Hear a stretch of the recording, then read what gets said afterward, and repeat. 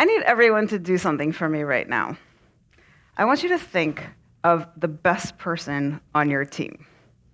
And no, it can't be you, but the person you rely on the most, the one you assume will always be there. Now hold that person in your mind. Statistically, there's a very real chance that person is already halfway out the door. I'm a psychologist, and I studied why good people leave good jobs. And what I discovered should terrify every leader in this room. Your best people are not leaving because of something you're doing wrong, but because of something you're not doing at all.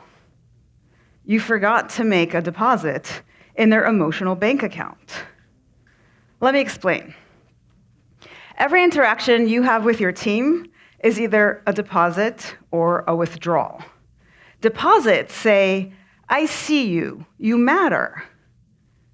Withdrawals say, you're replaceable.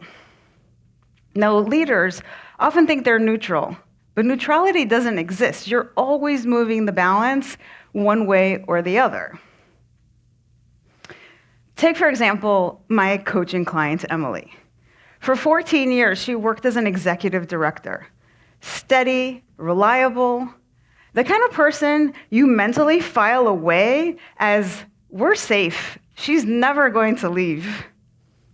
Until one day she came to me and said, Sharon, I'm thinking about quitting. Turns out her emotional bank account had been overdrawn. Her boss regularly forgot to include her in meetings. That's a withdrawal. Her ideas were used without credit. Another withdrawal. She would bring up issues 3 times before anyone even took notice. That too is a withdrawal.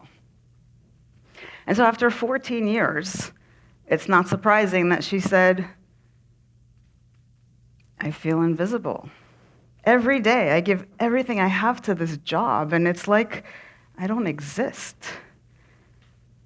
And when she said those 3 words, I feel invisible,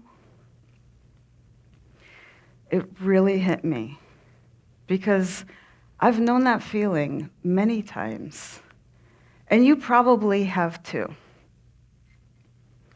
Emily left because of a feeling. She felt invisible. Other people leave because they feel irrelevant, alone, taken for granted. And as it turns out, these feelings have a price tag. According to Gallup, the workplace analytics firm, the cost to replace a single employee is between 1.5 and 2 times their annual salary. And there are industries whose turnover rate exceeds 50%, which means we're spending more money making people miserable at work and then replacing them than the entire economy of Germany. Rallybright, another analytics firm, tracked this in thousands of organizations. They found that in teams where there was a low sense of belonging, 1 in 4 employees regularly thought about quitting.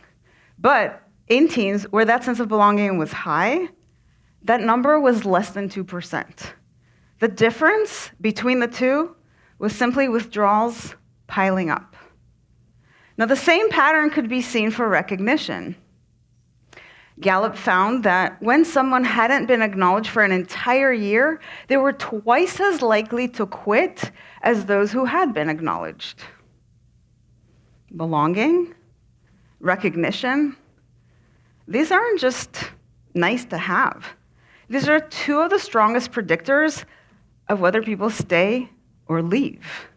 The trouble is, we measure the exit, not the inputs that predicted them. And so leaders sometimes ask me, Sharon, how do we fix it? And here's what they want me to say. Have a big annual retreat. Do an engagement survey. Throw a pizza party. But here's what I actually say. Stop doing big things once and start doing small things every day. Because people don't leave jobs, they leave daily experiences. And trying to solve turnover with a once-a-year solution is like trying to get fit by working out one Saturday in January. You're not going to suddenly develop a six-pack, you're just going to feel sore. And so instead of doing big things once, what we need are daily deposits. I want you to think habit. The H stands for huddle. Not a meeting, but just a quick way to reconnect with your team every day. And when you start your day this way, people start to feel like they belong here. The A is for appreciation. Acknowledge one person for something they did well. Not good job, but what they did and why it matters. Now, this accomplishes two things. It reinforces the kinds of behaviors you want to see again, and it makes people feel seen. That's a deposit. The B is for barometer check. Find out how people are feeling today. And when somebody says, fine, but their face shows you that they're drowning, you follow up. That's how they know you care. The I is for improvement opportunities. Ask, what do you need in order to do an even better job? And then you listen. And if you really listen, they'll tell you. And then you fix it. That's a deposit with compound interest. And T is for tracking. Track who's getting acknowledged, what obstacles keep showing up, and what patterns emerge. Because if you're not tracking, you won't know whose account is empty until they leave. Can you picture it? Huddle, appreciation, barometer, improvement, tracking. That spells habit. And that's exactly what it is. The daily habit you need to create more deposits than withdrawals. It takes just 15 minutes a day, and it works across cultures and industries because people everywhere want to feel like they matter. Now, here's an example of what's possible. In a hospital in South Florida, they were hemorrhaging nurses. Their turnover rate was 49%. Nearly half of their workforce was walking out the door every single year because, like Emily, their accounts were empty. We got them to implement that habit framework I just shared with you, got leaders in every department to huddle with their team at the beginning of every shift.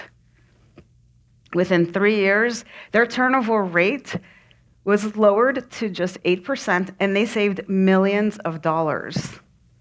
The work hadn't changed, but the culture had. And when those nurses felt that sense of belonging and sense of relevance, they became motivated to stay. And so here is my invitation to you. Tomorrow, make one deposit. Offer one genuine acknowledgement. Follow up on one concern. Or remove one obstacle that someone's been struggling with.